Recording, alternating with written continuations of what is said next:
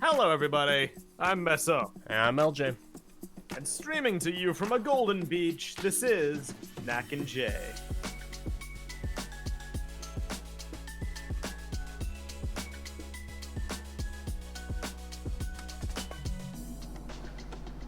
Hello, Makahiro City! Stop that. Stop it. Stop it. Right now, we're not doing this.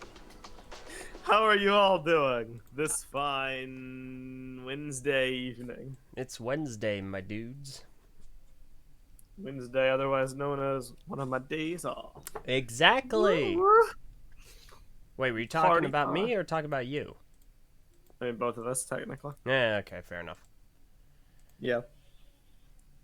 It's been a bit since we were able to do a Knack and Jay and not have it be like some random crazy thing that's come out of nowhere. Right? It's not just, oh boy, Christian Faber spent about an hour of people's time saying nothing. Oh, look, a game came out and I'm gonna stop there. It's a game. It's a game. It's a game. But we have to talk about hashtag BioVival. No, we don't. No, we Favor's new friggin' exciting hashtag don't. that he's retroactively added back to his old posts. Maybe we should make Probably means this is the name of the project. a news video. Breaking news: Christian Faber teases Bionicle revival with hashtag BioVival, and really tick off the people who have spent the last decade making stop motion animations and being grumpy. Oh no. I mean, look, I would love to do that just for laughs, but it actually means the biological chronicle of survival, not Bionicle revival. That's funny. So, Which yeah, means deal with it this humans trying to survive. That's what that entails. Okay. Humanical. Yep. No. Wait. What? Y'all, No. y'all ready? Y'all No. ready for this? Stop it. Y'all ready for Human Tahoe and Favor's reboot? Okay. All right. How are we looking today, Elge, in the realm of plugs? Give us some plugs. Okay. All right.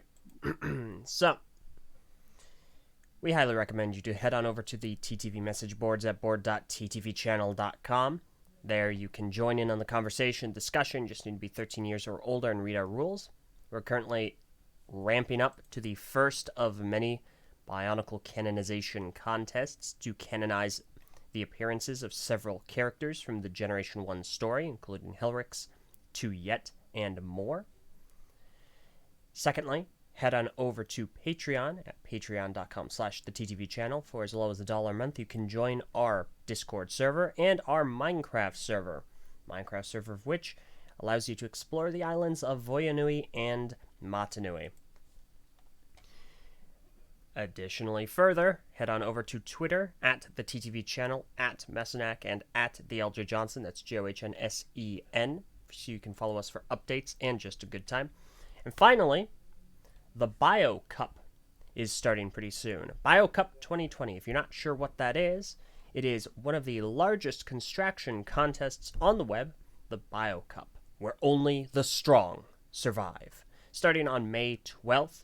It is a mocking contest where you go, according to this, head-to-head with the best of the community and compete to earn the title of Matoran Universe Champion. Again, that starts May 12th, so keep an eye peeled. I'll go ahead and link the Flickr post right here in the live comments. We're going to be making a video on that, talking more about it as much as we can, and mentioning it in our regular plugs, so definitely go check them out. Come back to me when there's a Bara Magna champion. What? It's Matoran Universe champion, but I want to be the Bara Magna champion. That's a very different kind of arena. Okay. It's not the same ready. thing. No, you're not. You have to compete in gladiatorial combat using weapons you build out of construction pieces. Oh, don't give them ideas. It'd be great, dude. Come on. Mm-hmm. Yeah, sure. A lot of exciting stuff going on right now. A lot of contests. Bio Cup and the incoming Helrix contest. It's an exciting time. Yep. Nope, a lot of good stuff. I mean, a lot of good stuff has been happening for the Bionicle community over the last, I don't know, year or so. Honestly, though. 2020, there's a A lot of stuff going on between Sakota's thing, Bionicle Masks of Power, Quest for Oh, Motonui, Faber, as love him or hate him, he's revitalized the discussion. Bio Cup, it's great. What's up? that reminds me. Speaking of Sakota's project, he actually recently was interviewed by Lego Ideas. His interview with them was put on Lego Ideas, their website. They tweeted it out. Great stuff. He had a sig fig reveal, which is really cool. Answered a bunch of questions. Shout out to Sakota for shouting us out. That was really cool. And yeah, Yeah. so they did interview him. We should probably stress that is not an indication that he will get the set made. They do They that interview for like everybody. yeah, they do that for all of their 10,000 supporter folks, the people who have had things that hit 10,000 or are in review. His project is in review. It is not an indication that it will be successful. Just keep that in mind. I see a lot of people asking like when are we gonna know, when are we gonna learn like the verdict. The honest answer is any time. Like Mm-hmm. this is around the time which people, estimated it would be. It would be sometime in May, but honestly with everything going on in the world right now and, all that, I don't necessarily know if the schedule will be kept. Mm-hmm. You know what I mean? We should tamper our expectations, and I would say lean closer to the end of the summer. And if we're Yeah, pleasantly surprised, then so be it. But yeah. I would suspect optimistically we might get it end of June. But that's a very yeah, optimistic estimate. most definitely. I'm of course hopeful that it will be sooner. I don't know. I don't really see it being this month. I fully expect there to be some delays, Mm-hmm. but we'll see. Who knows? Yeah, we can be Either hopeful. way, let us get on with the topic at hand because it's quite a doozy. Mm-hmm. Uh, it's also not something that's new to either of us as far as discussion goes. If you ever watched any of my appearances on the LJ Johnson show, It's a good show. which, by the way, hashtag bring back the LJ Johnson Sure. show 2020. Once I'm done holding up the TTV channel. Bring back the LJ Johnson show 2020. Hmm. I want it back, LJ. I want my 3 guest spots a year. I want it back too. Probably not getting those 3 guest spots. LJ, why? Why you betrayed me? Continue. All right. So we discussed it before at length, the concept of semi-canonicity, as the topic title would imply. So what is that? Well, for the unenlightened or the people who just don't like all the confusing Bionicle community vernacular, even though canon isn't exclusive to the Bionicle community, canon refers to the rules of a story, the events of a story, the plot of a story. When something is true, when something is factual, it becomes a part of the canon, the lore, the story, etc. Tahu wearing a how is canon. Tahu wearing the Avoki is non-canon. Simple enough? Simple enough. The problem comes in when there exists pieces of media that simultaneously follow and break their own rules. The biggest example being the Motonui online game, Minog. It has a lot of things that are as they happen, as they are supposed to be. And then you have a lot of things that don't necessarily add up. And there are plenty of meta reasons as to why. Controversies, the timing of when everything happened, different development groups working on projects, etc., etc. But, 20 years or so on, these pieces of media hold up in terms of the overarching Bionicle canon. Mm-hmm. So Orakume posted to the chat, you mean continuity, Meso. Canon and continuity are very different things. Do I? Am I using that improperly? I'm not sure. Let's look it Oh up in the boy. dictionary. All right, Our time for thesaurus. my good old friend Merriam-Webster. Great. Or should I use Encyclopedia Britannica? Mm-hmm. Real quick, while you're looking that up, Mr. Hinkle Draws saying hashtag bring back the Eljay Johnson Show 2020. I will. It's a plan. I'm waiting until these friggin' remixed reviews are not so much of a massive workload. Also, for anyone that is unenlightened or uninformed, definitely go check out at Mr. Hinkle Draws on Twitter, where you can find links to all of his other media, such as YouTube, where he does a myriad of live streams. In fact, he has one scheduled for May 8th at 10 a.m. Eastern Daylight Time. It's a doodle stream. Definitely check them out. They're a ton of fun. Oh yeah. All right. Very nice. What have you found? Okay, so the definition of canon I see here in fiction, canon is the material accepted as officially part of the story in the fictional universe of that story. It is often contrasted with or used as the basis for works of fan fiction. Continuity is, well, let's see, this isn't bringing up any examples in terms of the story. In fiction, continuity is consistency of the characteristics of people, plot, objects, and places seen by the reader or viewer over some period of time. Okay, yeah, that sounds about right. Yeah, that makes sense. Either way, for the purpose of this discussion, while they might be different, I'm probably going to mess up and use them interchangeably. So I apologize about that, but I'm sure it's not hard to like grasp my meaning. That being, as a period of time passes and you look in retrospect upon something like Minogue or even the Bionicle movies, honestly, because they're certainly not guilty of this as well, you start to judge things differently. So I'm going to use the most obvious example and the one that we've talked about the most at length before to kind of intro this, that being love.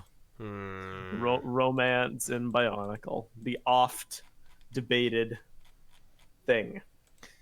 In Minogue and the Bo Rock animations produced by Templar Studios, it's never overt, but there's like several hints that like Houki and Maku have a crush on each other, or Jala and Holly. And the movies took this and ran with it in Mask of Light. There's like flirty dialogue between Holly and Jala. Legends of Metru Nui has like Matau talk about going on a romantic ride drive with Nakama. But aside from those few instances, it really isn't ever dealt with again or even alluded to. All the way up until Bara Magna, where the characters do actually feel love. Because the thing is, and the reason why it's a point of controversy, is because the people inside the Matoran universe, the characters of Bionicle, do not actually feel that particular emotion, like at all. Eljay, the lore expert, give a little bit of a rundown on like what is and what isn't true in terms of this issue, just so we can get a baseline. As far as love being canon in the MU. Yeah, and the rules of like the robot emotions and stuff. Okay, so in essence, the it's a little bit of a misnomer to say love isn't canon, but we should clarify romance is not canon. So the characters, feelings of romantic love. yeah, so the characters do not feel romantic feelings or attractions to each other in the Matoran universe. The reason for this is because this was entirely left out story-wise from their programming. It was not something that the Great Beans figured they would ever need. And some of you might be saying, but Eljay, the Great Beans never programmed any of their emotions into them, right?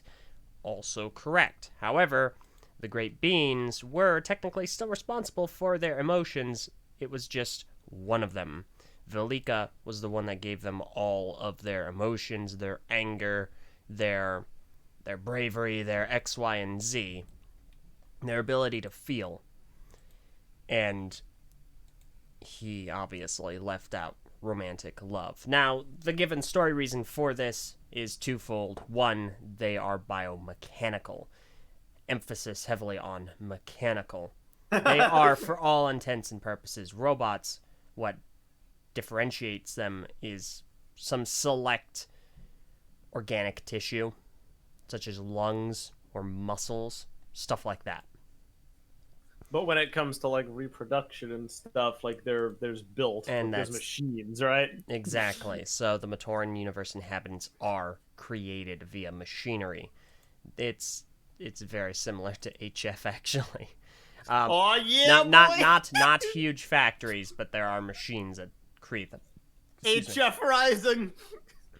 And the other reason, obviously, is that there was no need for them to reproduce, and as such, that was an emotion that was just completely skipped over entirely. So those are the given reasons that love, romantic love, is not canon in the Matoran universe. Now, this is entirely different for Bar Magna and the Glatorian and Ogori species. They are capable of biological reproduction, and they are capable of feeling romantic love. In fact, we've seen it in several instances, notably Samad from Samad's Tale, and oh shoot, Kina. Kina was actually in love with Matanui. Yep. So now, is it still the case that the Bionicle characters can feel love for one another in other ways, such as that of a sibling, that of a parent, that of a friend? Absolutely. That is 100% canon. I mean, it's a lot of the basis of many story details, but Yeah. no romance. So the reason why like it becomes a point of discussion even is because those rules for a lot of people, and I'm speaking kind of for myself, but more as a community aggregate. Everything LJ just said is totally valid and true and real. It's also a construct in the story to give reasoning to this viewpoint. The decision to not write, how should I put this? The decision to not write about romance came before the understanding they didn't program in, et cetera, et cetera. There was a mandate or a choice made by, I believe it was it Greg himself or the story team, To do what? to not write romance. It was it was not Greg. Here's the thing, and this is really what a lot of our conversation is going to surround. Huh? The age-old misunderstanding. Yes. Greg Farshti did not decanonize love. That did not happen. We've talked to him. I've asked Alistair, I don't know if I asked him actually. However, I believe Maku on the TTV message boards, he asked Alistair Swinnerton, who, for those are unaware, Alistair Swinnerton is one of the co-creators of Bionicle. He is cited as heavily influencing the atmosphere of the world. He named the Toamata. And yes, by the way, I did ask him how is Liwa pronounced, and he said, according to the book that he got the name Liwa from, it is pronounced Liwa. So, if any of you were wondering, just putting that out there. Lua Anyway. will never die. So, he has said love was never a concept in the story Bible. It was never on the table. Now the discussion typically always builds to the point of, well, in stories, when you are writing characters who are supposed to, in this case, even though they're not humans, we're supposed to empathize with them, we're supposed to relate to them as our protagonists, as our heroes and whatnot. The assumption is that they feel what we feel. The assumption is that they act how we would act because they are essentially the audience surrogate for communicating with the world of Bionicle. Specifically, the Matora and the Toa are like larger than life figures, but we still follow them too at times. So it's my belief and many others that rather than something needing to be a concept in the story Bible, that thing being a basic human emotion, there would instead need to be something in the story Bible explicitly saying it is not the case, if that makes any sense. The clarification that love does not exist would hold more weight than the absence of mentioning it at all. But the point is not whether, it is canon or not, or decanonized or not. The point was the reasons why love was not written into the story were entirely because they did not want to write love into the story. The writers, Greg, the story team, everybody had no real desire to have romance be a part of Bionicle at Mm-hmm. all. They were right about it. They didn't want to tell the story about it. They didn't want to have the characters deal with it. They had a vision for the story, and it was about friendship, unity, good, evil, responsibility, sacrifice, all these other emotions and concepts. Romance didn't really play a part, so they then came up with these reasons why it would not be a thing in this world to avoid dealing with the problem at all. The problem being, not everybody got the memo on that. Yeah. Because Bionicle was the kind of franchise with a bunch of different forms of media, with a bunch of different people, Templar and Miramax, or I guess whoever was writing the movies at Miramax, did not get that memo, so they decided to slip in little pieces here and there in Monog, in the Bo-Rock animations, in Mask of Light, in Legends of Etranui. And this has caused a little bit of a controversy because it's really easy just to say, oh, that's not canon. But like the point I've brought up before to Elj on the show is when you have a piece of media like Monog, which is cited as one of the defining Bionicle things, everybody points to Monog as one of the greatest things Bionicle has to offer, the most iconic, the first big thing, the thing everybody should start with, and the movies, which were a lot of people's mainstream exposure to Bionicle. When you point to those and you say these are less canon or have things wrong with them than the books or the comics or the story serials, and those are your big ticket items, you have a problem.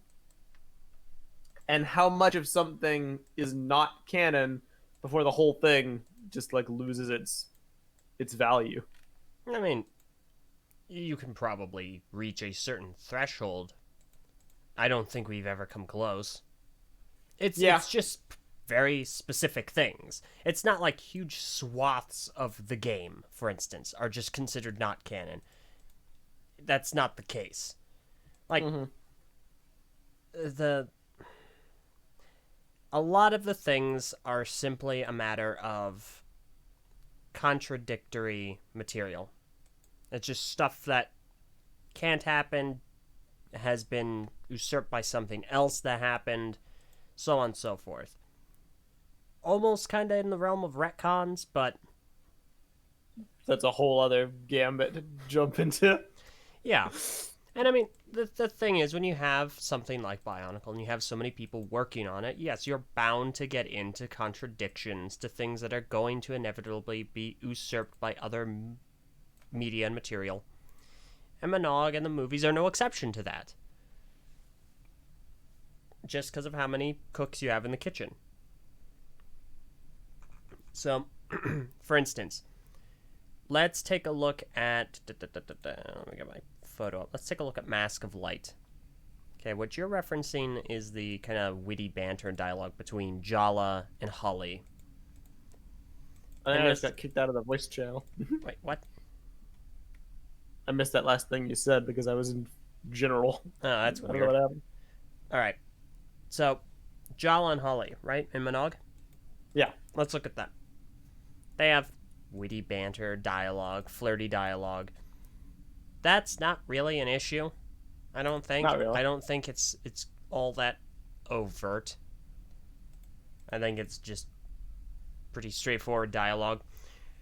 For reference, the movie was written by Henry Gilroy, Tracy Berna, and Bob Thompson.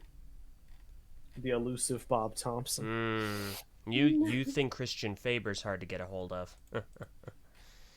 So, Bob Thompson, obviously, is generally regarded as the guy for Bionicle. He was the head of the story team from 2000 to 2005. So, big dude. That's why you obviously you have the film, and that dialogue exists, but again, it's fairly innocuous. There's not too much going, oh yeah, no, you know what, when you get back, Jala, we're gonna go on a date. You know, it's not stuff like that. You know? Yeah, you're right. I mean, in our prior conversations, we always build to a point where the thing becomes less about the internal consistency and more about like people attacking Greg for it. Mm-hmm. Like we always get to that point, and we're like, this wasn't like it wasn't Greg's fault. Mm-hmm. At the same time, I do think that maybe not Greg, but I do think that Lego as an entity kind of does. They run into a problem when the first 3 years of Bionicle are filled with media that either didn't have enough oversight by the creative team to let things slip through, or I guess, yeah, they were just allowed or encouraged to do their own things.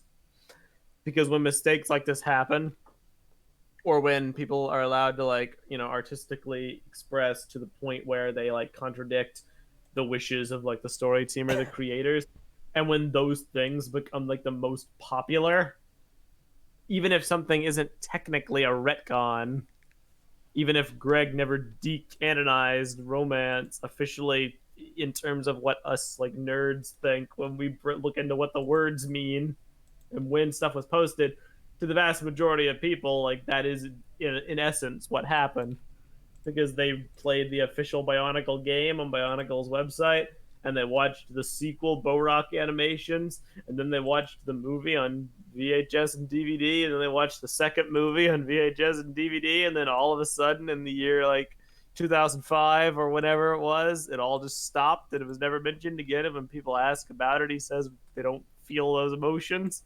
It's like, but we watched it happen, and you're like, nope, semi-canon. Yeah, I mean, sure, you can watch something happen and it can be that way to you at the time. If you learn it isn't, then there you go. I mean, ignorance, unfortunately, doesn't change the matter of the fact.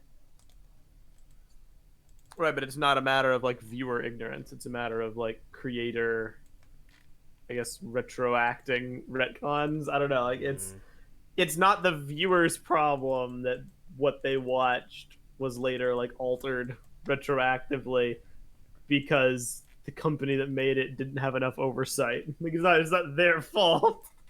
Okay, sure. No one's blaming them though. Okay, if they think that's the case, fair enough. By the way, this is this. Oh, okay, cool. Had no idea. Also, yeah, Diggy just pointed out my fallacy, retroactive retcons. Yeah. So, I'm sorry. Another thing, let's quickly look at Matau and Nokama. The writers changed. They did. Henry Gilroy, who, by the way, someone was asking in chat, is the same one that handled Star Wars Rebels and Clone Wars. Yes, it is. Same guy. Henry Gilroy. Yep. Greg Klein and Thomas Pugsley. You notice a name missing from that? Huh. Bob Thompson. Oh, no. He's not one of the writers. Now, this draws a lot of criticism because it is far more overt. You know? It's I can see us taking a romantic ride drive. And Nokama chastises him and whatnot. So obviously it's supposed to be very tongue-in-cheek. Supposed to be just kind of a joke. And it is. But people obviously take this to mean, oh, well, it's canon. Romantic ride drives exist, right? No. No, they don't. It's just basically how he was written, and that kind of somehow made it through and made it into the film and made it into the novelization. If you're really looking for a source of canon, novelizations are fantastic. And it's in that. And there isn't really any excuse for it because Greg wrote the novelization. Plain and simply put, it was just a mistake. Like something slipped through when he was like transcribing the dialogue, and he just didn't like catch it or think about it, or he thought it was like fine at the moment. That's really the end all be all of it. It's not some grand controversy. Exactly. And that's really what it boils down to. Just, oh, whoops. Dang. That's that. Mistakes can happen. Yeah. I would never say they can't. But it does make it the most egregious example of it all. I think the Nakama Matao is way worse than like anything else. Yeah, no, definitely. But it's also interesting to see that of the writers, I don't believe anyone from LEGO wrote the film. You know, the head of the story team wasn't involved in the writing process according to the credits. It's kind of a big deal. Little bit. And that's where a lot of this comes down. I don't like that, man. I don't like that. Yeah, no. It's where a lot of this boils down to. A lot of this material that we are seeing these things in are not from the people on the story team. Because LEGO isn't going to write this stuff in. It's coming from third parties. We're either getting it from Miramax or we're getting it from Templar. And I don't blame them. These are perfectly standard things to add into material, add into stories. That's not a surprise. It happens. However, we're not listening to Templar dictating anything after the fact. You know, they were contracted by LEGO to make XYZ. They did an amazing job. It's an amazing work. And how it integrates into the rest of the story is up to LEGO. Thankfully, it integrates very, very well. There are very few things that actually ended up getting retconned or decanonized. There's a lot of weird stuff that falls into the sort of gray area. Like, aside from romance, like, isn't there some controversy with the noble masks? Yes, in the year of 2001. There is, in fact, and I actually only learned this a few months ago. There is a bit of a... So Greg Farshty doesn't like to acknowledge the noble masks that the Tomata use in Monog. So the whole thing with that was, it was always, you have to find the 6 great masks. Yeah, you have yours, so you have 1, so you have to find 5 others per Toa. And all of these masks are hidden around the island, and then they go back to Asuva. Well, no matter how much that was advertised and shown in the public eye and publicized and put in media and so on and so forth, in Monog, they used the noble masks, the Turaga masks. Now, we know that those masks were also sought out. They were just more masks that they found around the island. This is not a surprise. Greg doesn't like to acknowledge these masks because his understanding of them were they were the Turaga's masks. So whenever Toa switched to a different mask, the Turaga would lose access to it. I don't think that really correlates. That was just his issue with it. The noble masks are still perfectly canon. It's just they're in a very weird, amorphous, gray area. Like, they're not the masks. Like, the Tomata, when they got their golden masks, they didn't just give up the noble Kanohi masks. If anything, the Turaga should still have them. They should just have a stockpile of them. Because all the masks on the island came from the Toa Mechu bringing them from Mechu Nui to the island of Mechu Nui to hide.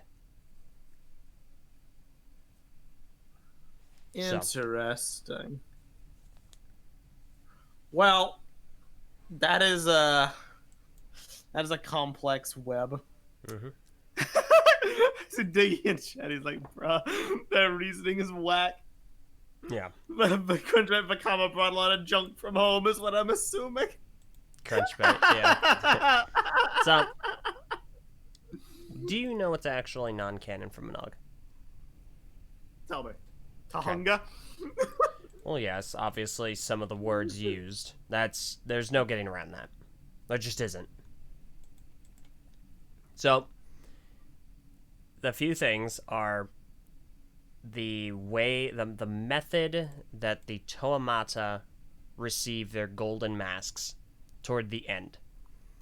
That is absolutely non-canon. And interestingly enough, it is not retcon. It is usurped? I don't know. The actual canon instance was written by Kathy Hopka. And so the golden masks, the way that the Toamata got them is they put all the masks they had collected onto statues or little spaces on the Kini Nui, put them all in, and were given the golden masks in return. So the way that it happens in Monog is actually, it's inaccurate to the way that it properly occurred. I like Hapka's version better anyway. Yeah. So. And then, of course, the whole thing with the Shadow Toa. That's not specifically, like, a problem, but it is a weird little instance. Because there's been so much discussion of that over the years. Yeah. A lot of it I forgive because of how formative of a year 01 was. The fact that there's a lot of weird stuff. That and also Monog being such a unique production.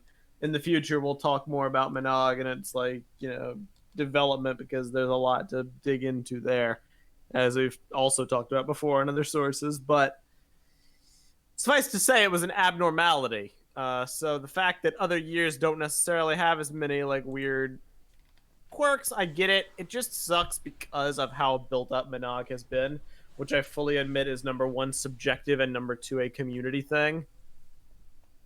But I don't like the best Bionicle piece of media, the one that everybody draws from as like a point of reference, also being the one that's filled with the most holes, from the names to the romance to, you know, noble masks, even if that's not a Monog thing, strictly speaking. It's rolled up. It's not. And the golden masks, like there's a lot of issues surrounding 2001 in particular and its media.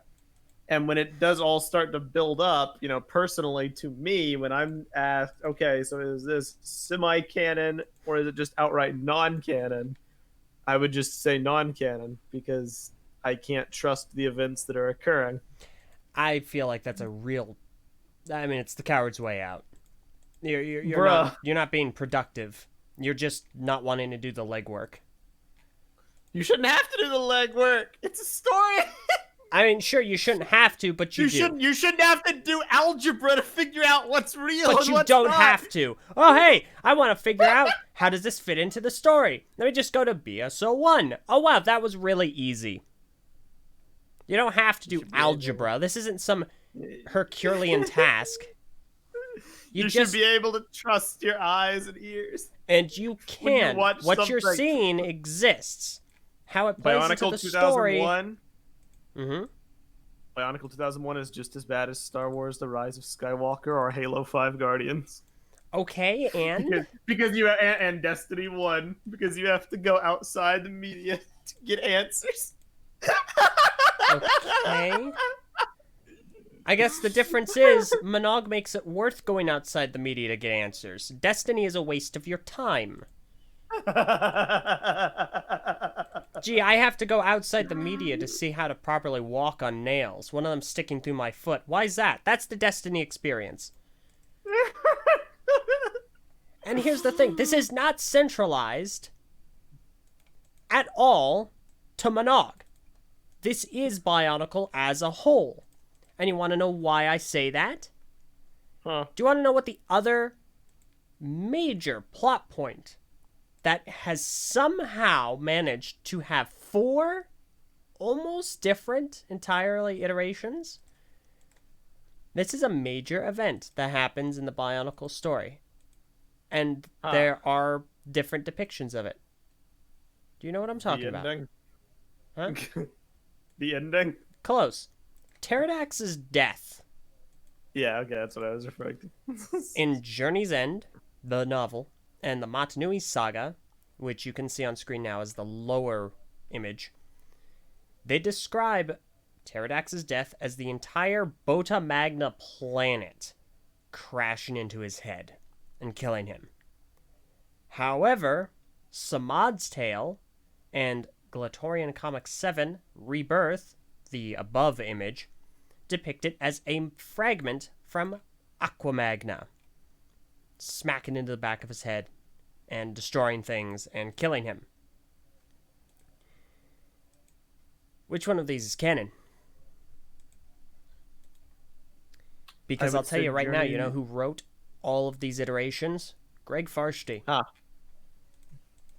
Oh boy. One person did all of these. I mean, the artist obviously had a hand in the, the fragment being illustrated. However, that reference was also in Samad's Tale. So it boils down, and Greg wrote the comics.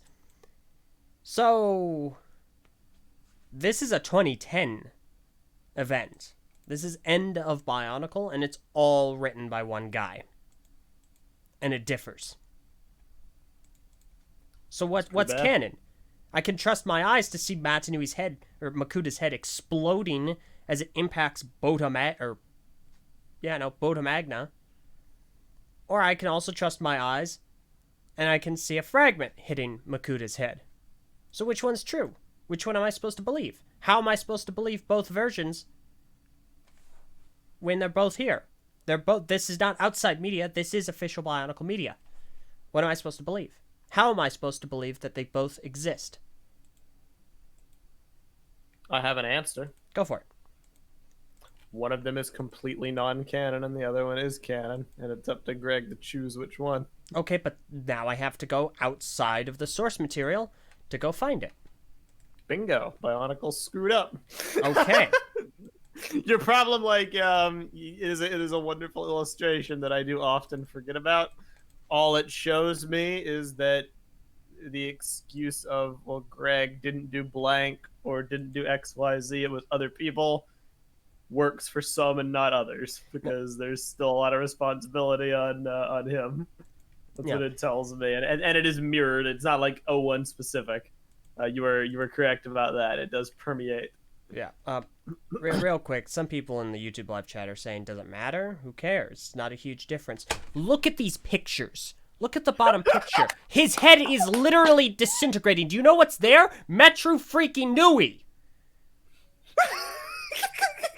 The entire population of the island of Matanui just exploded before your very eyes. I think that kind of friggin' matters. That's a bit of a huge stinking difference. His head literally explodes.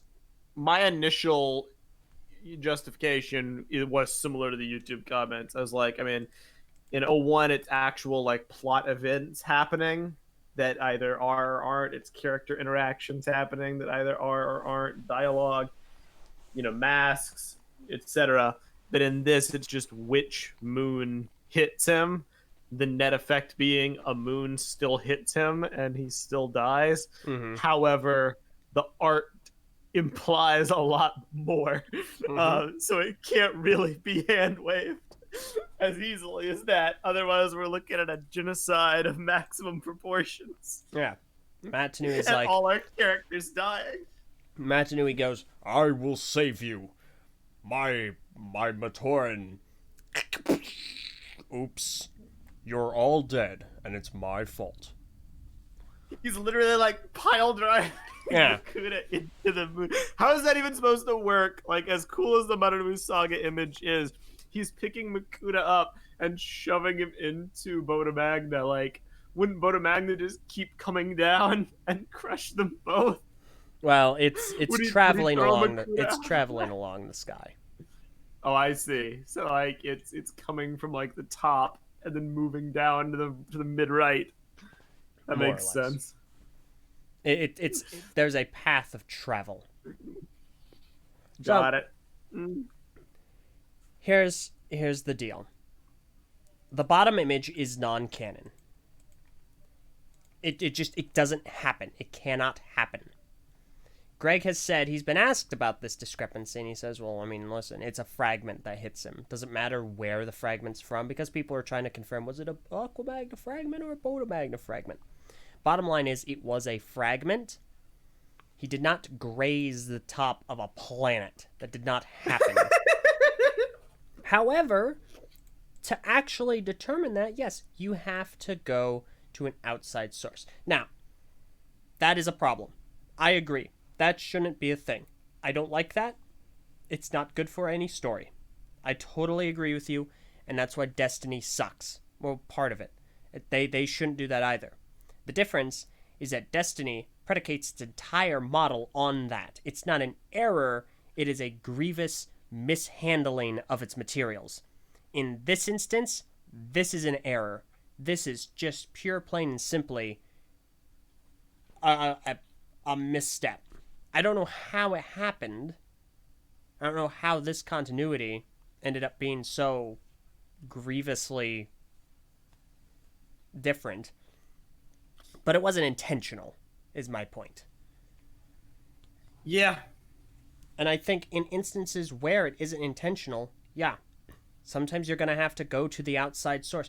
But I think that's fine anyway. If you have to go outside of the media to engage with the product further, I don't think that's necessarily a bad thing unless it affects the product. And I don't think it grievously affects the product in this instance. I mean, not the product. The product is the set. No, yeah, that's fair. But like the integrity of the story, I do think is hit a little bit. Not in like, this sucks now. Bionicle's awful because of a moon discrepancy. But it does paint a bad picture. Like, you should go outside the material only for like trivia. And this may be a controversial point because technically anything and everything that Greg has done for the last, like, I don't know, 13 years has technically been adding to the Bionicle story through outside material. So I do fully acknowledge that by saying that's like a bad thing, I'm basically saying Greg's entire existence in the community is a bad thing. So I don't necessarily extrapolate it that far, but like, I do think the prospect of learning things about the story through ways that aren't the story isn't really cool. On the subject of romance or whatever, that's bad in one way. It's saying, the movies, the game, the Flash animations are all either semi or non-canon, depending on who you ask, because I didn't want to write for romance. The counterpoint always being, just because it's in the story doesn't mean you have to write for it. But I digress. That's a whole separate thing. The planet fragment, I mean, that's clearly just a mistake. I don't really know how that mistake slipped through. At that point, if I was going to say one was wrong, it wouldn't necessarily be that clarifying on outside media is wrong. Because, okay, a mistake happened. The mistake is bad. Greg goofed. He has to clarify it because otherwise nobody's going to know what happened.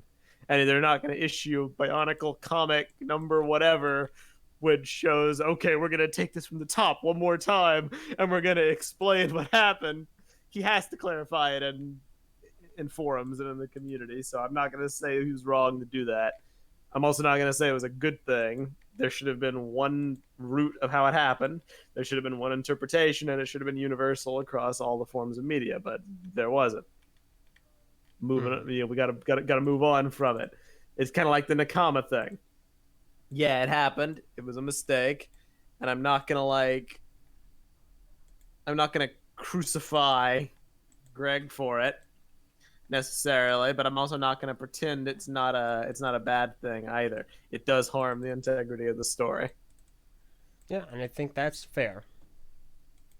that But it it's can. also fair, like you put out, that it's not just an 01 problem. It's kind of all through Bionicle. Yeah. Um, 2 points. One, Diggy in the Patreon chat said, I find it interesting / funny that almost none of these discussions of canon / non-canon in Bionicle ever discuss death of the author, because Word of Greg has been such an established part of the community for a decade plus.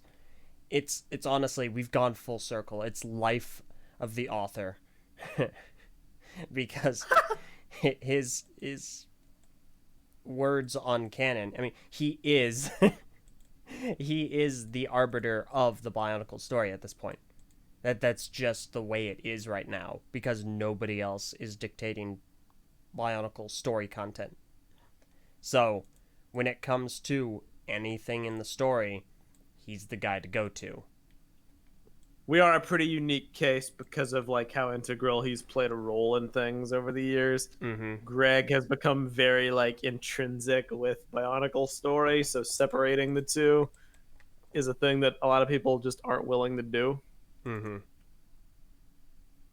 Um, but you're right; it's an interesting little problem, and it's not exclusive to him. Like you said, the teams on the movies. Everybody has mistakes. The artists, they make mistakes. We ran across this a little bit ago, in terms of Voya Nui, because when we were doing the island of Voya Nui for the Minecraft server, we ran into this funny little situation about Mount Valmai. Yeah, does anyone know where that is? Yeah, like Mount Valmai on Voya Nui, if you actually look at the aerial view of Voya Nui, there ain't no volcano there.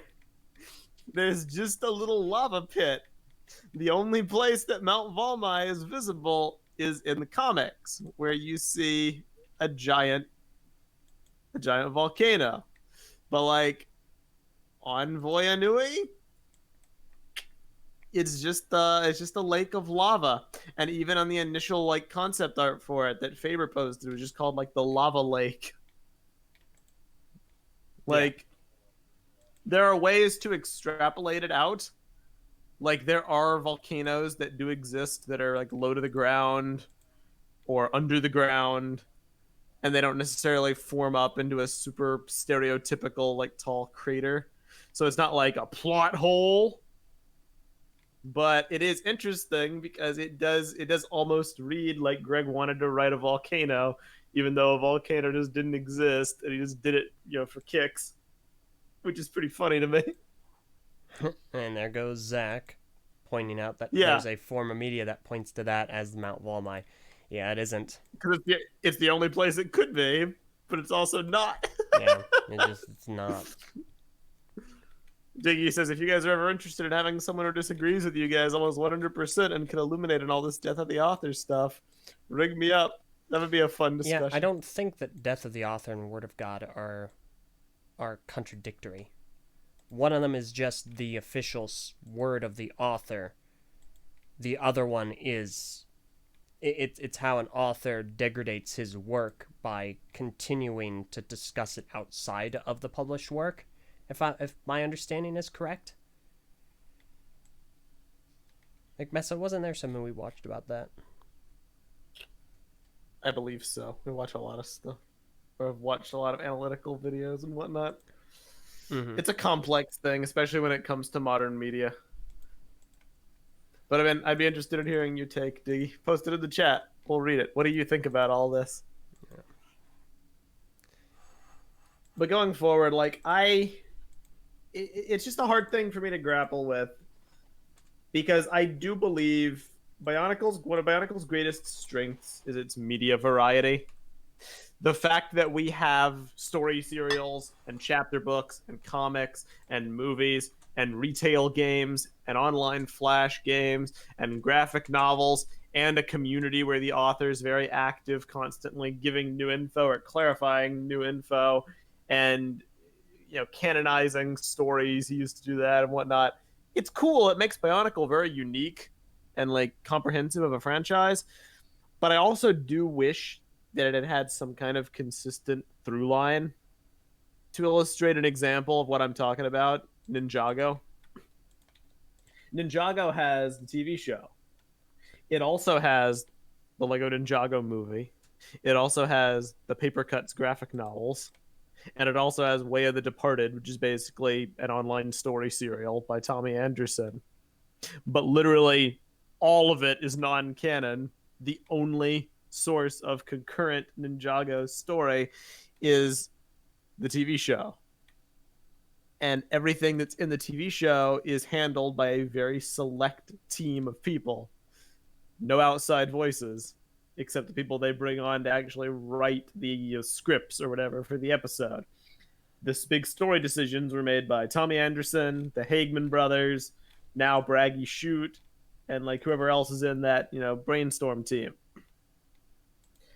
And with the exception of the Dark Island trilogy, which was a trilogy of graphic novels, which was deemed canon, none of the rest of it is. And I've criticized that before because I liked how Bionicle had so many forms of media that were all part of the big story. It was like a big old jigsaw puzzle. But at the same time, you do run into problems like this, like what we're spending so much time nitpicking, when you have all that stuff not being overseen by the same people or written by the same people or funneled through the same creative lens. And it's why if Bionicle ever comes back, God forbid it comes back, maybe it's actually good, I don't know. I would want it to adopt the Ninjago model. I would want it to have one thing, laser focus on that one thing, make that one thing consistent, decide your rules from the beginning and stick to them, and don't deviate from it. Just because I think that's simpler. Yeah. Real quick, super chats. Oh yeah.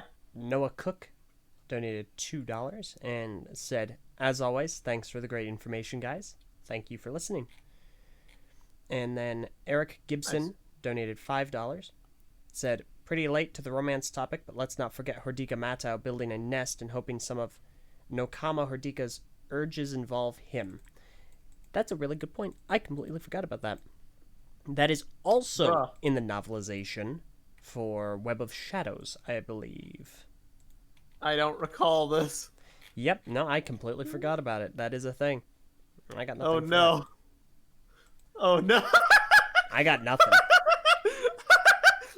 I have absolutely no explanation. I would need to reread it to get the verbatim wording. But the urge to nest make. Oh God. Yeah. Let's not even go down that rabbit hole. Yeah. Point being, it didn't stop till 06. Yeah. That's it though. At the end of the day, like my intention is not necessarily to demonize Greg. It's also not to demonize the people who complain. I happen to think both are valid. I think that complaining about something that was clearly in the story for multiple years is not a major part, but it was in the story, and then having that be not in the story anymore, that is a source of complaint. However, I also don't necessarily think that there's anything wrong with the author for a story saying that this is not the story that I want to tell. Ergo, we're not going to do it. Like Greg should not be expected or mandated to write love triangles or romantic subplots into the Bionicle story. It would have had no place. You know what? Love not being a part of Bionicle was worth it because we never got a friggin' love triangle. Yeah. Now, my counterpoint, and what I've always said on podcasts, on the Eljay Johnson show, in Brickonicle, remember that? It's always been, if I was the one in charge with my limited expertise on the matter, on writing and being in charge of products. Oh, I thought you meant romance, but continue. I don't think that you need to ban the concept of romance to avoid writing about romance. It was a part of the story for the first 4.5 years with this little Web of Shadows thing. But it was never a thing. It was never in the story. I don't see any reason why, if Greg had never elected to clarify his stance, that it would have ever had to be in the story for the next 5 years. You know, these people are supposed to represent emotions that we as viewers can connect with. They're supposed to be our surrogates into this world. We're supposed to live through their eyes and follow their adventures. So it's kind of assumed, or at least it was by me, that their emotions mimicked, ours. But that doesn't mean that all of those emotions show up in the story. Just as the full range of human emotions doesn't necessarily have to show up in, any given story necessarily, unless the writer chooses. By which I mean there's plenty of other human emotions that the Bionicle characters may feel that aren't necessarily romantic, that we were never privy to in the story. Like, we saw a lot of them: guilt, friendship, camaraderie, family, unity, loss, grief, etc., etc. But like, do we ever see jealousy? Maybe at times, but it was never a big point in the story. Just because romance could have been a thing that people could feel didn't necessarily mean that Greg had to write about it. But that's just my spiel. We're not going to get him to change his mind now. It's done, it's settled. That's always been my problem. It caused more trouble than it was worth going out of their way to essentially say this doesn't exist. I think they should have just left it as is and just not written about it. Mm-hmm. But that's just me. It's kind of irrelevant to the point of the video. I just wanted to make that little addendum that I don't like to demonize people, because I get it. I get why that was done. I just think it could have been done differently. It could have. No, I mean, it absolutely could have. My whole thing is, I can't worry about arguing about what is and is not canon at this point. Like, you waste too much time and energy doing that, because the fact of the matter is, the title of this is anything semi-canon in Bionicle? And the answer to that is yes. Bionicle is semi-canon to Bionicle. It is. Like, it is. There are semi-canon elements strewn out throughout the entire thing. And that happens when you do not have a consistent, singular point of storytelling and story content coming from one person, which Bionicle definitely did not. I love that. Bionicle is semi-canon to Bionicle. Yeah, it totally is. And I think, unfortunately, yes, that does mean that you have to go outside of the material in order to learn more. However, at this point, like, this would have been a slightly different discussion back when Bionicle was active, I think. Because when Bionicle was going on, an argument could be made, well, you shouldn't have to. You should be able to find all of your information on BionicleStory.com or Bionicle.com. And at that point, yes, absolutely. I think that is a really good and valid point. Now, in the year 2020, there are no Bionicle.com and BionicleStory.com websites. It's just fan media and fan content. Most of the Bionicle content is hosted by fans at this point. Yeah.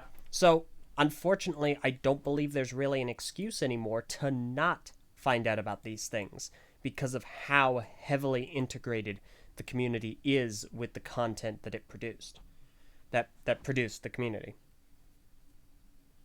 It's an interesting take.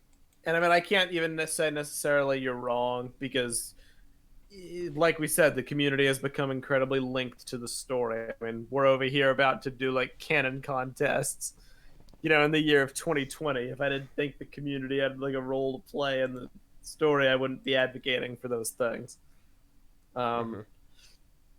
Things were different back then. I would have liked to see things started off differently, but I also would have liked to see a lot of things. I would have liked to see Bionicle last longer than it did. I would have liked to see it go out in a blaze of glory. Can't always get what we want. History is as history does, as they say. You know what I mean? Yeah. Real quick, the argument that always drove me through the roof is that Bionicle would have been a better story if romance had been a thing. And I mean, that's very, very, very, very subjective. I know, and you know the person that was making this claim. Ha. He's gone now, but we've had a Bionicle with romance that is canon, and I'll just go ahead post this image up right now. I love having an opportunity to use the Kopaka Uniter that's bad image, because Generation 2 of Bionicle had romantic love as a canon fixture in its story. And this is not a matter, I'm not trying to make a claim of causation equals correlation equals causation, so on and so forth. I'm not trying to say that romantic love made Bionicle G2 a terrible story. That's not my stance.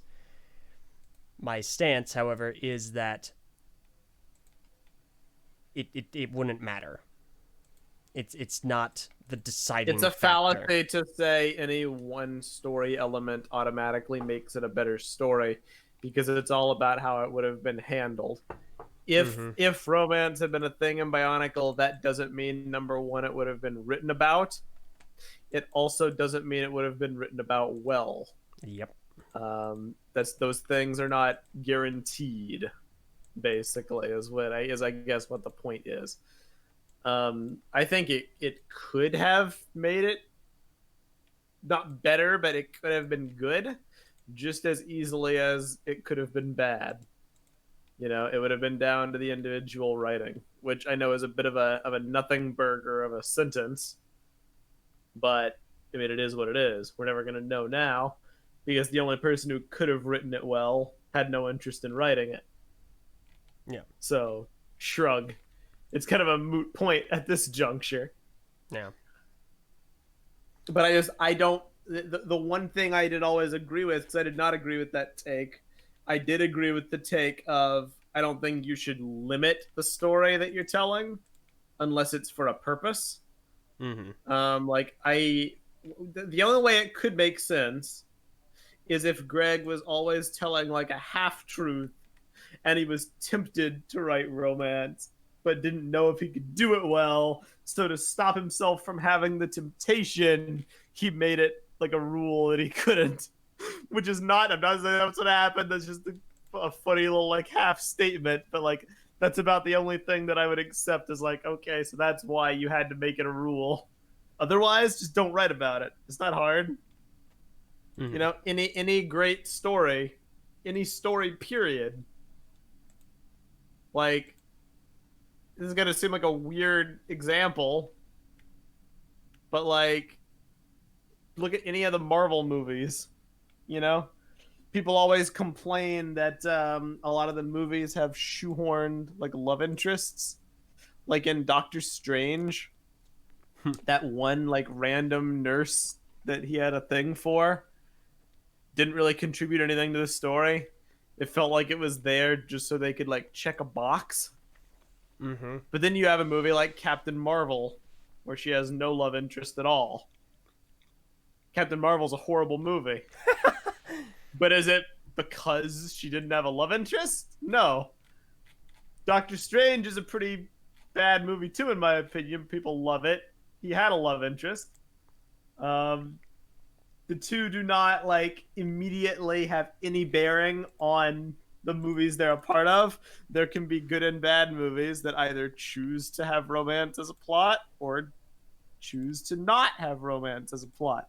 It's not a reflection on the quality unless it's actually a romantic movie. You know, if it's in that genre. If it is, then you judge it. If it's not, then it's fluff, basically. Point being, my stance on this is I wish it wasn't a topic. I wish it wasn't something the Bonkle community always talked about, because I think it's a little ridiculous. You know, love, romance, semi-canon, non-canon. I wish things had been a little bit more cut and dry. But oh well. Bionicle's never been cut and dry. It never will be. Yeah. We'll still be arguing about how Liwa is pronounced 10 years from now. And you know it's true. I'm sorry. Run that by me one more time.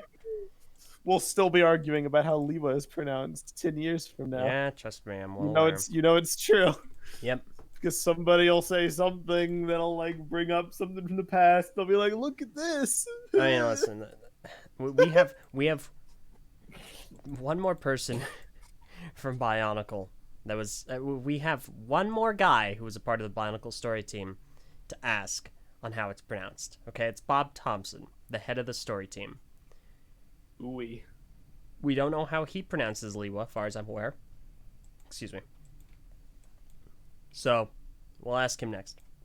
Not that it matters at this point, but not really. But I would still be interested to know. Yeah. At the end of the day, I think you have a lot of really good points. There shouldn't be semi-canon. It shouldn't be a thing. It should just be able to be taken at face value. And in the grand scheme of things, Monog can be taken at face value because all of its inaccuracies, the non-canon elements, they boil down to three things. One, how the Toa get their golden masks. And honestly, a lot of people prefer how they get their golden masks in Monog to how it happens in the story. Obviously, when Liwa gets his golden mask, that's such an iconic moment. I love that moment. It's so cool. I thought it was awesome. Yeah. I mean, it's perfect. And also, it doesn't matter. It doesn't matter that he gets it differently in the game as opposed to in the novel. Because they get their golden mask. At the end of the day, that is what really matters. The dialogue to Hunga, it just swap it out in your head. It's a Matoran. Okay, it also doesn't matter. And finally, the big thing, Houki Amaku. So low on the list. So low on the list of things that matter. It's just, oh no, I'm worried about Houki. Wow, you seem to be worried about, and you got a plushie of him. Oh boy, ooh. And that's it. That's just, it's an untold story that doesn't bog anything down. So when it comes to Monog, you can take it at face value. It's perfectly fine. It doesn't affect anything that matters. There are other things that do matter. You know. Yeah, I mean, to be fair, I've never been one of the people who's been like personally attached to anything. Yeah. I always argue on behalf of what the things like represent rather than the things themselves. I don't give a darn about Houki and Maku. Yeah, I didn't play Monog back when it was new as it came out, so I have no emotional attachment to those two. Yeah. I just think like it's generally bad practice, but I get what you're saying in the sense that none of it really matters at the end of the day. And I get what you're saying too, because you made a really excellent point by saying it's doing what Destiny is doing, and that upsets me because I hate what Destiny does. If Destiny cured cancer, they don't do it anymore. Yeah, no, they don't do anything anymore. All the lore is in the game now, LJ. Oh wow! If only it was good. Hi everyone, my name is Bife here, and today we're going to be looking over the newest recycling attempt by Bungie. What's up, everyone? My name is Bife here. Today we're looking at how to make a Lego plant piece out of Destiny story content. Well, you take what you had before, and you just do it again. And you just add a little bit of paint, and it makes it look a little different. And it tricks people into thinking that it's new, but it's not. Thank you all for watching. My name is Bife, and we'll see you next time. Epic! LJ, make lore videos. I'm honestly, Bionicle lore videos would be great. One person does Bionicle lore videos right now, and I don't like them. Sorry, the person, not the videos. I never watched the videos. Bruh, fair enough. So, no, right. I think that'd be a great idea. If only I wasn't bogged down by reviews. Freaking reviews. Yeah. Soon TM. Yeah, I know. Soon TM. Just waiting to be done with them because I've been doing them for like 6 years. All right, I think that's probably the natural end to that conversation. Yeah, I mean, yeah. It just at the end of the day, you are right. I'm right. We're all right. Unfortunately, it doesn't matter a whole heck of a lot.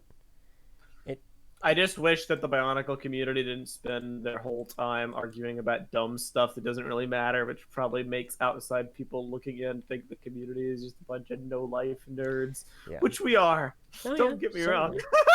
certainly. But that's like the nature of the franchise. The nature of the franchise like makes you talk about these things if you're part of the dedicated community, because like what else are we going to talk about, like, honestly? Yeah. You want to talk about how like lime green joints are fragile for like the 20th time? Wow. We're talking about Matoro's sacrifice and how emotional it was. Rip in peace, Matoro. He was the greatest hero of them all. Matoro 2001 to 2007 and BZ Power Signature. I think Lewa's first infection was a lot better than his second infection. I think you were stupid. His almost third infection when he nearly got taken over by a Shadow Leech was way cooler. All right. But no, I think when it comes to discussing what is in the story, that's where these conversations come into play. However, the moral of it all is enjoy the story how you want to enjoy it. Yeah, basically.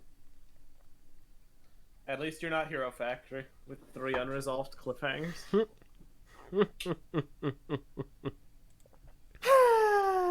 right. Let us move into some questions. Yeah. Ask your questions, everyone. We do have another super chat from Adrian G, donated $4.99 and says, "Hey guys, this has been very informative. Keep up the good work. By the way, thank you for the advice on washing Paraka spines, LJ. It's been very helpful." Well, thank you for the donation. And I am very, very happy to hear that it's working out. For anyone unaware, I am obviously working on the next remixed review for 2006. And Paraka spine cleaning is a miserable freaking waste of time and effort because it's just so irritating to do. It is so irritating because the dust, if you could leave it for a while, it really sticks onto the rubber. Like, plastic is a very hard surface that is easy to get stuff off of. The rubber, it's a little more textured. So it is not easy. But I managed to devise a way of cleaning them, which I posted to Twitter. Same with the Anika masks. Slightly related, this is how I found out that my Avox spine was broken, so I had to order a new one. Hashtag more friggin' Bricklink orders. Bruh. The only year I haven't had to order anything for Bricklink for my reviews has been the 04 review, which is sad. That is not good. No, it's not. Tyron Corona. Are you guys staying safe? Yeah, but not monetized after having to read your name. No, I'm kidding. I mean, it wouldn't surprise me, but I don't care either way. Yeah, it doesn't matter. Thank you for caring. We're doing our best, as is everybody, I'm sure. Yeah. We both do. We both are still working. We never stopped working because we're both essential workers. So. Yeah, that's the thing. Like, Meso and I are still... Like, we never really got to quarantine. That wasn't an option for either one of us. Yeah, I work at Target, and they did do a bunch of stuff to help us. They, like, provided masks and gloves and hand sanitizer, and they put up, like, plexiglass screens at, like, the registers and stuff. Mm-hmm. So they did do their best in that regard. I don't know what your job did, if anything, but you probably don't have to worry about it as much because you're more isolated-ish. Well... Ish. Not exactly. I won't get into the details, but it's a complex situation. Got it. Point being, we're doing what we can. Mm-hmm. Diggy in the patron chat. I forgot to read it, man. I'll read it now. Okay? Listen. It was about the death of the author stuff. Diggy posted in extremely simple terms, death of the author refers to the practice of reading a piece of media while completely ignoring 100% the context around the creation of that media and what the author says about that media outside of the text itself.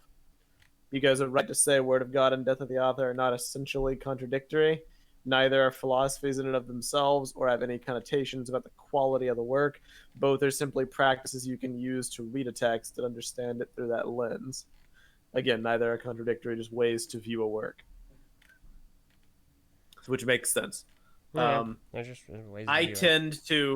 I tend to very much lean closer to Word of God myself, simply because, as anybody knows, I am very much into the meta narrative of things. For me, when I'm looking at a story or analyzing, a plot or whatever, I'm far more interested in like why the author did such and such a thing than the choice or the thing itself. So I tend to find myself like really going all in on the internal logic. Um, Case in point, I know why Bar Magna was a thing in 2009 in story. I know why. Because Motonui got ousted by Makuta, and Makuta exiled Motonui, and Motonui just so happened to land in Bar Magna, and we learned about the Bionicle lore that way and the history. But I know from the meta that they were attempting to do a soft reboot, and they were attempting to interject a lot of new characters in a new planet because they didn't want the theme to get stale, and they brought back the elemental influences and focus in terms of the characters because a lot of people were complaining about the more mechanical overriding of the elemental vibes over the years, and it was supposed to be a fresh thing for the Bionicle story. It's like that's always the perspective I go for. Sometimes to my own detriment, because then I lose track of like actually talking about the story for what it is. But also some things are just so linked together I can't separate them. Case in point, every time I talk about The Last Jedi, I'm not a Star Wars nerd. I don't really care about Star Wars in terms of its internal lore. But I do find it really interesting to dissect from like a writing perspective and what made people make the choices they did. And why Rian Johnson wrote the movie the way he did. So it's Poorly. like that's interesting to me. Sorry. Oh, did I say that out loud? Whoops. Yep. Let's see. Gear bricks.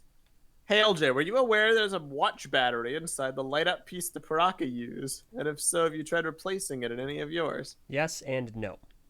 So yes, I knew about that, No. and no, I've never tried to replace them. In fact, most of my Paraka eyes are dead, and that's fine. I didn't know it was a watch battery. It's like a small button battery. So they're replaceable. Same with the Anika batteries. And like when I intend to sell my Bionicle sets many decades from now, I'm gonna replace them so that they work. But right now, there's no point. I'm not using them. They're display. So, but yeah, I know about that. Verdamo from Kometru. Oh, they provided masks? What Kanohi did you get, Meso? Funny guy. I'll have you know that it was a Hero Factory helmet. I got a Jimmy Stringer mask. Wait, from what? And I'm very happy with my Jimmy Stringer mask. Thank you. My Target. They provided me a mask. I get it. Okay, yeah. I kept on joking with my coworkers. Yeah, I mean, I have a mask. I can bring it in. And I just never do. Because none of them would understand. Epic. It'd be lost. So. Let's see. Jake Stillwell. I have 2 questions. Is it canon that Mari Houki doesn't have a right hand? No. He has. See, that's something we never even touched about in this entire discussion. Sets? Bionicle sets are to substantial degrees technically not canon, and also entirely canon at the exact same time. It's so annoying. They it's live so annoying. perpetually in a state of semi-canon. It's so annoying, dude. It's exactly what I said, dude. Bionicle is semi-canon to Bionicle. And then second, in your guys' opinion, is Hydraxon more of a good guy or bad guy in the 07 story? He's neither. That's an interesting question. He's a weird, really neither. I mean, he's an operative for his. He's an operative for himself. Yeah. Yeah, I mean, I think that's the right approach. Hydraxon's a weird person in the story. I often just find myself thinking about Hydraxon and how dark that was of like a storytelling choice, almost in a weird way. Yeah, just Like completely when removing Dakar. Deckard just like he drowns to death and then gets his complete personality overwritten by this like angsty jailer guy who comes back and like takes over his life. It's pretty messed up when you Well, think yeah, about it. it's very similar to the Mask of Life. The Mask of Life wanted to do its own thing. It was its own personality. It had its own programming and way of living and so on and so forth. It now perpetually lives dormant forever because Matanui's spirit overrides it. Dang, man. So. Yeesh. Well, there you go. He's neither. He was just a force. Sean Pajit, LJ, Yell Meso. I don't want to blow out my audio. I'm sorry. It's not that I'm opposed to doing this. It's just I don't want to destroy the audio quality. Respect. Yeah. Salaman Fire. Isn't the word Bionicle semi-canon? Actually, yes, technically. It's a weird one. He's right, because Bionicle was never actually used in the Bionicle story, except for at the ends of like through 2 or 3 of the films. And that is the way of the Bionicle. But it's narration. Bionicle is not an in-story word, same as so Fantoka and Mystica Yeah. also have meanings, kind of, sort of, but they are also never used in the story. Wasn't it like spirits in the sky, swamp spirits? I don't know. Let me see. Something, something, sky and swamp. Yeah, no, I mean, you're right. It's just I don't have the definitions up anymore. I can't find them. I think they were on BSO1, but I don't think they are anymore. Dang. Well, fair enough. Yeah. Tyrant asks again, what's your favorite mask and its powers? I really like the Vol attack. You know, mask of was it mask of stealth? Stealth, yep. It's just super cool the fact that you can be stealthy without necessarily copying the Huna, which is just outright invisibility. That little distinction to me makes for some cool scenarios. It's like Drax from Infinity War. If I stand absolutely still. Oh Drax would totally have the Vol attack. What about you, LJ? What's your favorite mask? It's definitely the How, right? Obviously, no, I'm more of a cow kind of guy. I like Makes sense. I like visors. Honestly, my favorite mask power and my favorite mask do differ. Because the Miru obviously is my favorite design. However, my favorite power probably is going to be to the Kaden, which is hilariously ironic. Because I hate the Kaden. It is an ugly, hideous mask, along with the rest of the Anika masks. I love the Kaden, dude. But I like the power of flight. That is a really cool power. Kaden is epic. And it's totally just because I really was waiting for Leewa to get a mask like that in the story. But he never did. He had other ways to fly. I mean, it's a very simple power. It's a kind of a boring answer, but it's cool. It's alright. So, anybody in the patron chat got some asks? There's a lot of YouTube, not a lot of patron. That's okay. I would imagine you guys know us better and don't really have a lot of questions at this stage. Yeah. I just glanced over my shoulder, looking at the pile of dusty 2006 sets that I need to clean. Honestly, this is one of the... It's just such a chore. Oh boy. I need to get cases. Soon. Yeah. Soon, LJ. If anyone's wondering, Uh, this is part of what your Patreon donation and the super chats go to. It is usually the money that I use to make sure the sets are in working order so I can use them for review purposes. so I just read up. There's a few questions I missed. So Lojon says, if there was one kind of video you could make with no concern about time, effort, or money, basically snap your fingers and it's done, what would you make? When Uh, you say video, what are you? How crazy are we talking? I'm I'm actually working on making that video this year, so I Because I would can't say, answer. the 5 hour long Bionicle Ignition movie. Okay. Fully CG, fully voice acted, dark, gritty, beautifully rendered, Okay. like the commercials, but better. Baraki are horrifying. Paraka are like awesome. And it's just the saga of like '06 and '07, not '08 because nobody likes '08, culminating in Matoro's sacrifice over the course of 5 hours, which still wouldn't be enough time, but it would be giant. That's what I would do. I like Mutran, Star Destroyer. No, I mean, I like '08 too. It's just when I think of Ignition, it's always like the redheaded stepchild. It's like I just kind of cast it aside a little bit. I like 08. And then another one. Oh, sorry, go first. No, you go ahead. This one was from Orakume, who asked, which version of the 2015 story is the canon one? Too many versions of it. Yeah, you want to talk That about is perpetually living in semi-canon. that is a very good question, which I am nowhere near equipped to have the answer to. Yeah. Suffice to say, yeah, that is a valid question to pose. It's a tricky one. I'd have to go back and look at them.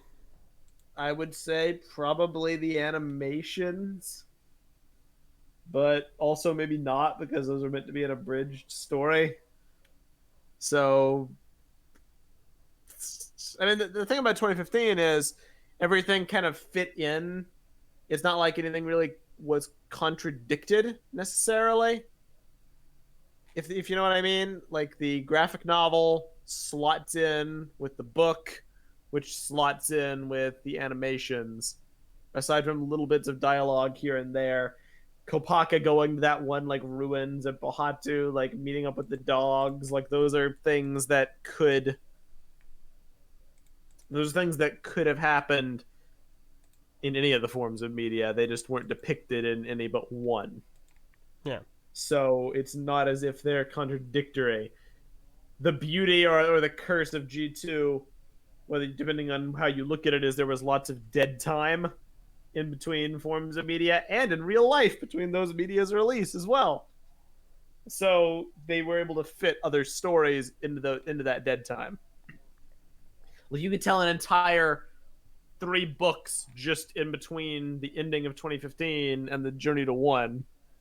You know what I mean? But between like them getting their upgrades and starting on their friggin' creature quest, you could do all sorts of stuff. You could even have a whole other year, for all we know, because they're so vague with the timeline.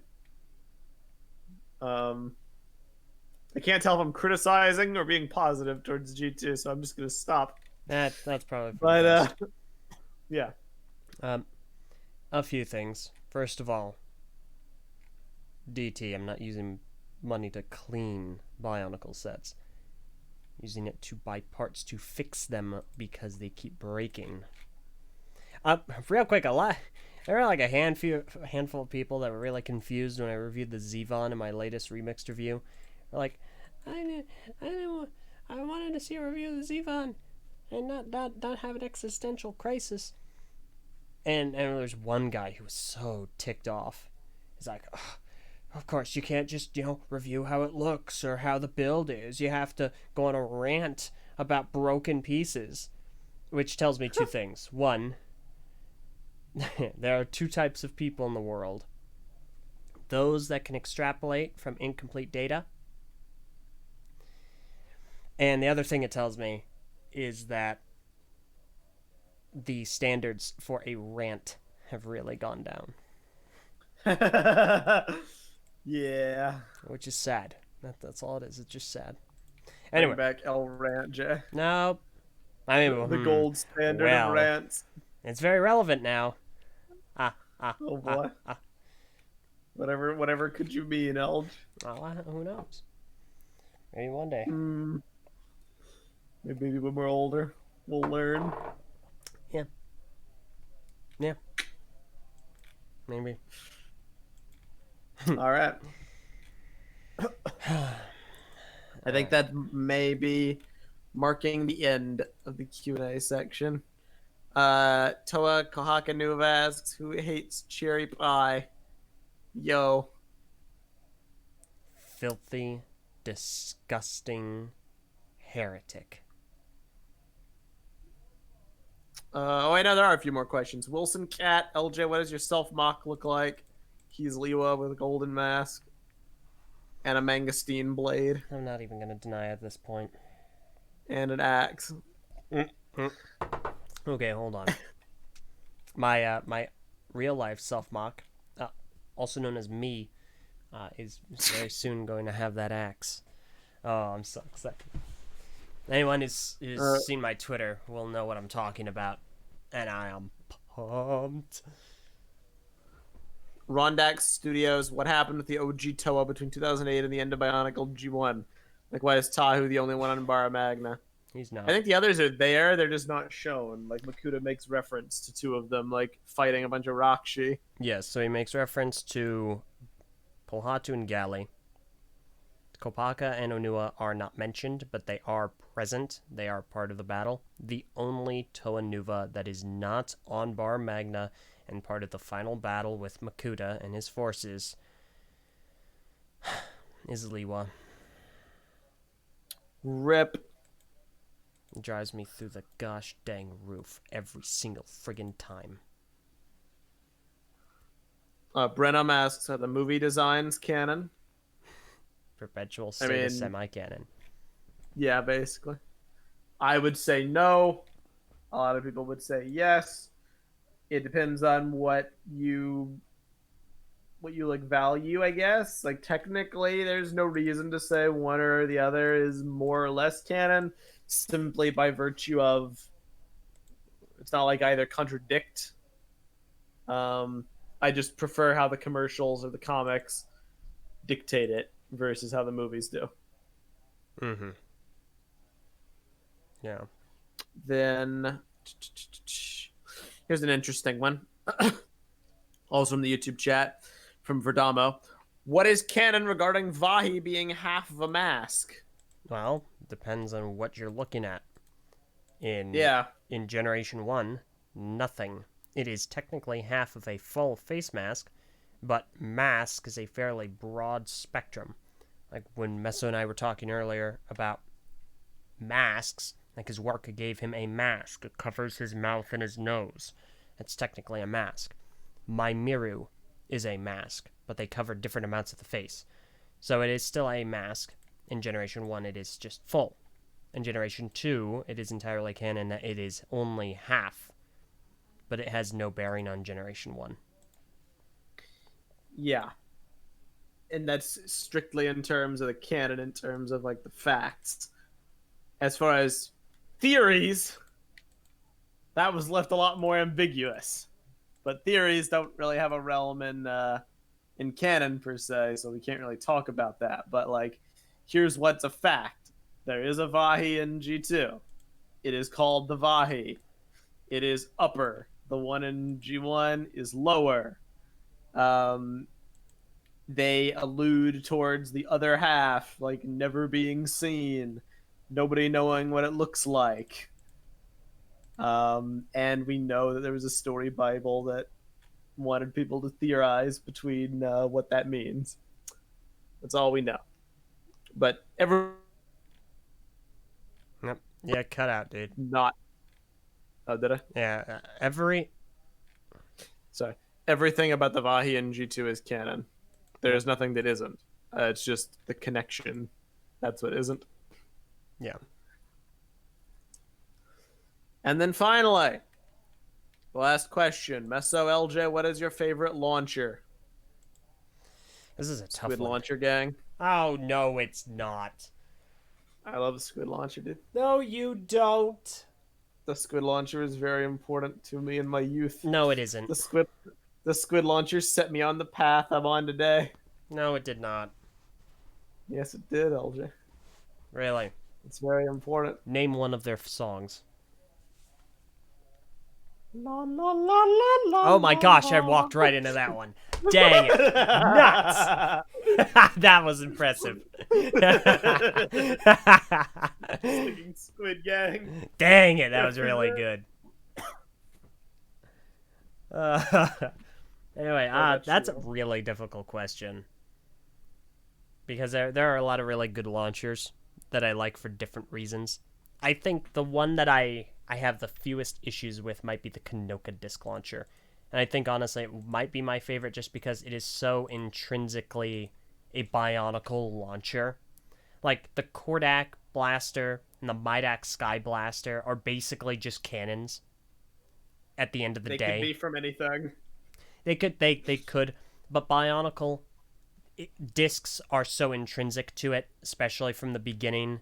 You know, you had the Tahunga, the Mictoran rather, throwing discs, and that evolved from Metro Nui, where they had a disc launcher, and you just see Matoran everywhere with them, and I just find that to be so characteristic of the franchise. I love them. Yeah, it's probably my serious answer as well. There's also just a lot of stuff you could do with discs as far as designing good like patterns for them that actually make them collectible. Yep. Versus like Zamor spheres, they're just like marbles. Yeah. You know, you lose a lot in that. People actually collected Kanoka discs. They cared about them.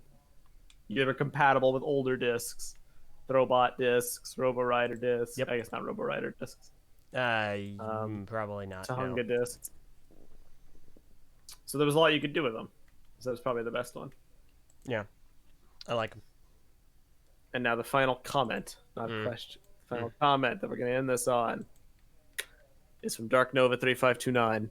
See what's going to happen as Faber's going to reveal the final piece of the Vahi. Thank you all so very much for watching this episode of Nak and Jay today. Hopefully you enjoyed. Unfortunately, Meso and I are going to need to have a very long discussion about this. Indeed. Hail Faber. Okay, nope, you're done. Hashtag BioVival. Yep, BioVival. He's going to get involved in the new game. BioVival. And Mr. Faber, it's very, very polite of you to reach out to us after you said you reached out to us. Thank you. I appreciate it, really, truly. He said he'd be on our show. He was like, I'd love the chance to come on your podcast and clarify a year and like a month later. Multiple messages replied. Yep, appreciate it. It's all right. One day, we will see the fruits of the labor, and it will be glorious. Maybe. The Fruits of the Labor by Christian Faber. Hey. All right. Go ahead and give us our ending. Okay. So, just in case you weren't here for the beginning, make sure to head on over to the TTV message boards at board.ttvchannel.com. Make sure you're 13 years or older and read our rules. We're going to have a lot of exciting things happening pretty soon here, including the Bionicle Canonization contests, the first in over a decade. These are going to be involving the visualizations of several characters, including, but not limited to, Artaka, Tuyet, and or Helrix. It's going to be a good time, so definitely check them out. They start on June 1st. So, there's that. Then head on over to Patreon, patreon.com/TheTTV channel. It's on the screen right there. Low as $1 a month, you can join our Discord server and our Minecraft server, where you can explore the islands of Matanui and Voyanui with more to come. Additionally, make sure you head on over to Twitter at the TTV channel, at Messinac, and at the LJ Johnson, JOHNSEN. Finally, make sure you check out the Bio Cup. And I actually don't have the link to the Bio Cup up right now, so I'm forgetting exactly when it starts. I think it's May 12th. I want to say. Sounds right. Let me double check because I retweeted something about it. There we go. Okay, the Bio Cup. It is a large Bionicle community construction building contest. It is a mock contest. It starts on May 12th, where, as they say, you can go head to head with the best of the community and compete to earn the title of Matoran Universe Champion. So definitely go check that out. I'll go ahead and post another link to the Flickr page that gives all of the information for it. There we go. It's in the live chat. Make sure you check that out. We're going to be talking more about it in the near future. It is the Bio Cup 2020. So go ahead and check that out. And that is everything, as far as I'm aware. Sweet. All right. Well, thank you all very much for watching this episode of Knack and Jay. We will see you all next week, because I am looking to do it next week. But for now, I'm Meso. I'm Eljay. And streaming to you from a golden beach, this was Knack and Jay.